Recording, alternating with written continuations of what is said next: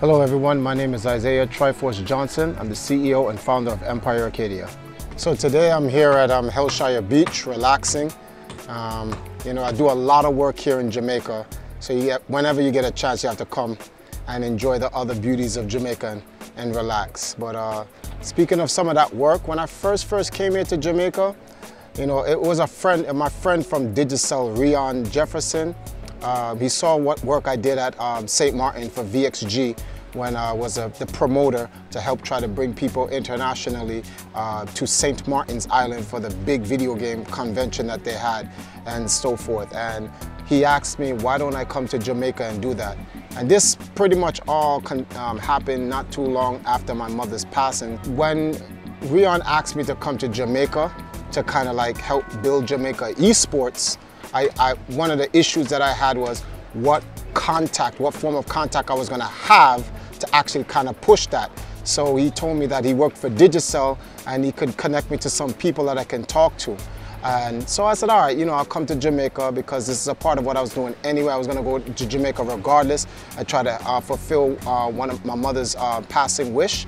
And he introduced me to some executives in Digicel, and I brought the whole concept of esports from a corporate aspect to Jamaica. I showed them what was done in America, what's going on in Korea, stuff from MLG, Evo, all those type of things. And I really told them that if they really got involved, that they could help put Jamaica on the map when it comes to esports. So from this point, it was all about providing Digicel with the information and the resources of how they would get into esports.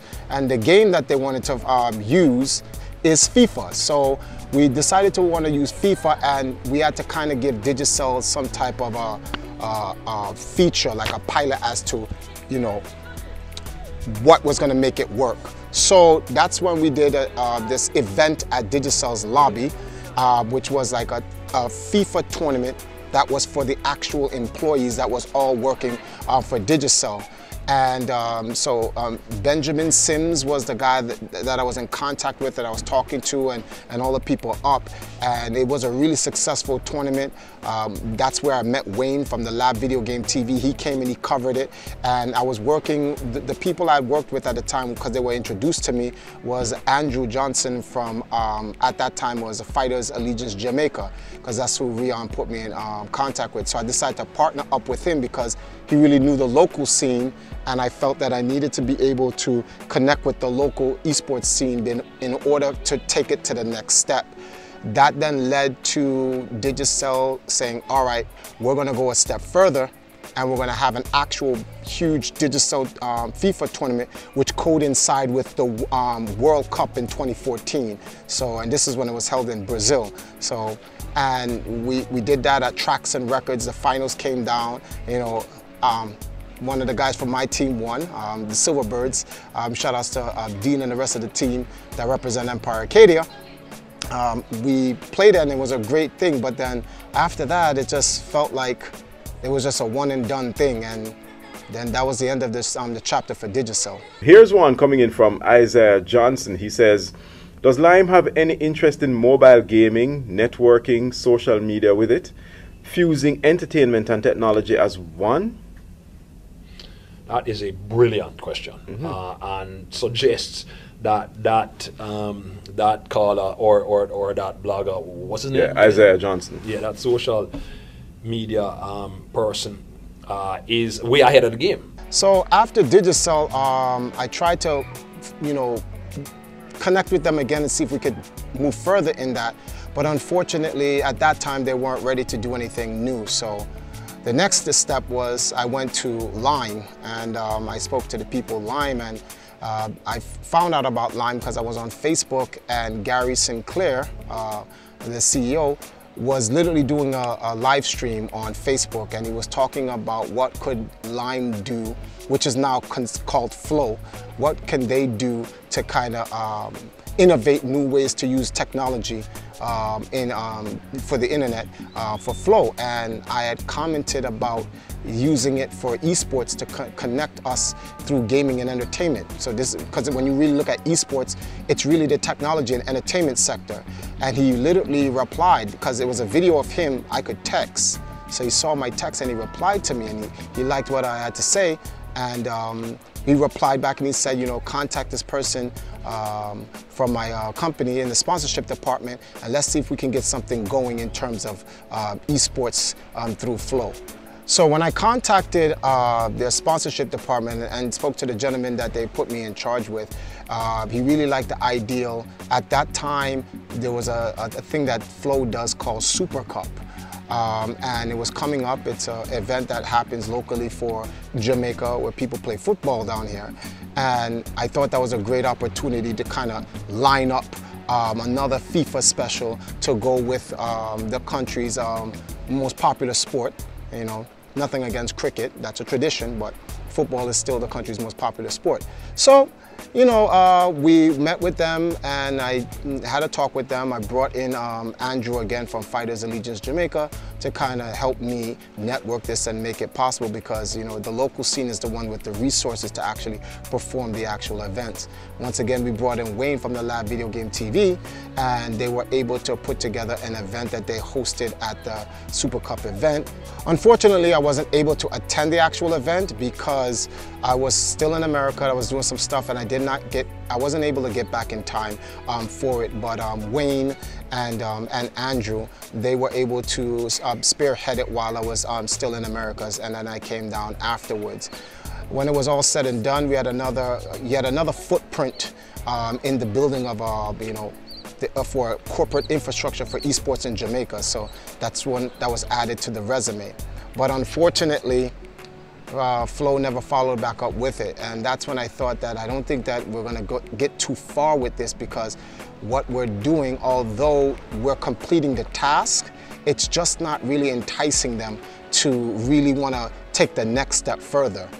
So now, with me still in America and no forward movement from any of the telecommunication companies, I thought that it would be a while before I returned to Jamaica and set up anything special, until I got a call from Tafari Hendricks from Cyberbox, and he was interested in doing something with esports. He had an esports center in Jamaica. Well, it was really a LAN center that we turned into an esports center. And he was interested in esports big time. This is when he told me about eSports Jamaica hosting a League of Legends tournament there at their LAN center, and he saw the potential of what esports could have been done. But the LAN center was backed by a lot of Chinese investors. So although Tafari was the head of operations and directing, you know, what was going on, at the end of the day, it's whether or not the Chinese investors wanted to push full steam. But in any way, he gave me an offer. He offered to contract me to bring me to Jamaica, and we did a lot of things there.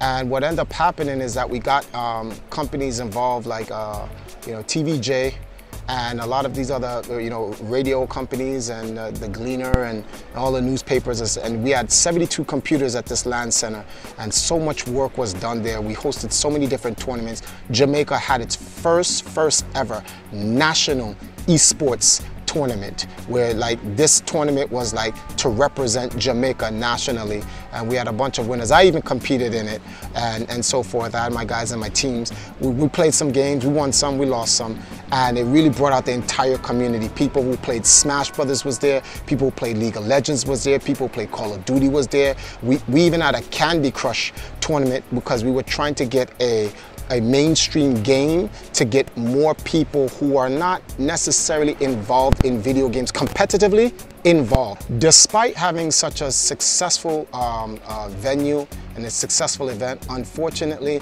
the Chinese investors wanted to pull out because they had other things that they wanted to do, and they didn't want to be able to subsidize their LAN center. And that was a huge blow for Jamaica, because we lost a focal point. You know, we literally held the Cyberbox eSports League there. We held a national tournament there, and it was a great step. We saw the progress. But unfortunately, when we lost the LAN center, we lost a hub where everyone could come to. So then literally it put Jamaica back in terms of you know, just having the esports community get out and support.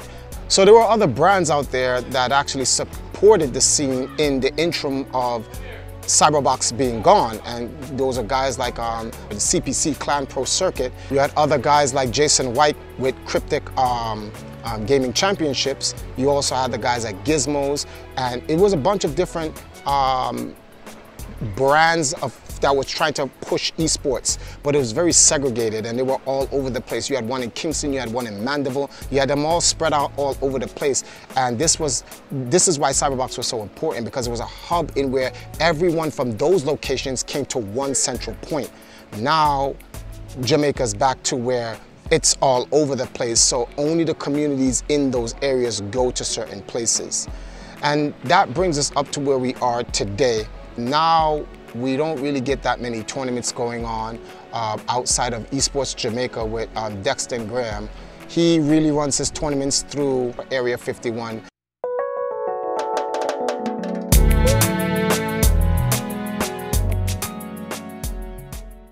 So here we are now, we have another opportunity where Digicel is actually interested. I'm working with Dexter from eSports Jamaica, and he told me not too long ago that Digicel is interested in visiting the whole esports platform once again. They're hosting an event at their headquarters downtown Jamaica, where they're going to be, which is downtown Kingston, which is where they're going to be hosting an internal tournament again, much like what happened in 2014. And Dexter wanted to see what more could be added, because he feels like we're just doing the same thing all over again. This time, however, we're going to be adding a game to support FIFA, which is going to be Just Dance. I think it will be a great opportunity for people to actually enjoy themselves playing dancing games. I want to be able to walk by the lobby and see all the different executives playing the game and enjoying themselves. And when us doing this, we're going to have a great time. Covering this is so important because we want to get this out to everybody throughout Jamaica to see just how fun esports is if done properly. But we're going to add a little bit more to it, because we want to kind of, the guys that's going to be playing FIFA there under the eSports Jamaica, we need to use this to set up a bridge. And I'm trying to network that to connect with our brothers and sisters back in Africa, because these are the footprints. All of these are footprints that we're laying down so that we can really get a comprehensive history for esports in Jamaica. So we're going to be doing those two major games. Those two major games represent the culture of Jamaica, football and dancing. And I know for a fact we're going to be very successful when we do this. So as you can see, I've done a lot of work here over the years to help, reinforce that foundation of esports in Jamaica, because a lot of people misunderstand that the esports culture of Jamaica, which is the communities gathering together at remote places and competing, that's the culture of the communities. So there's an esports scene here. Unfortunately, there is no esports infrastructure, and infrastructure is what's used by companies and industries to actually make it a thriving business. And Jamaica really needs an esports infrastructure. In fact, most African countries throughout the world and within the Caribbean region needs these proper infrastructures. It's one thing to have a scene, a culture in the community, but without an infrastructure, you can't go any further. And that's the next step for us, especially here in Jamaica. So my work is really to lay down that infrastructure, not only here in Jamaica, but abroad in Africa, and even in some places in the United States, as we have people of African descent all over the world that are kind of really disenfranchised, because when you really look at it, there isn't really an agenda set forth for people of African descent in the esports industry globally. Most of it is actually for every other ethnic group or every other nationality, but who focuses on, us? So it's our responsibility actually to focus on us, and I'm just doing my part to help set down that infrastructure in Jamaica, and the work that we're doing with the Live Video Game TV, it'll get the job done.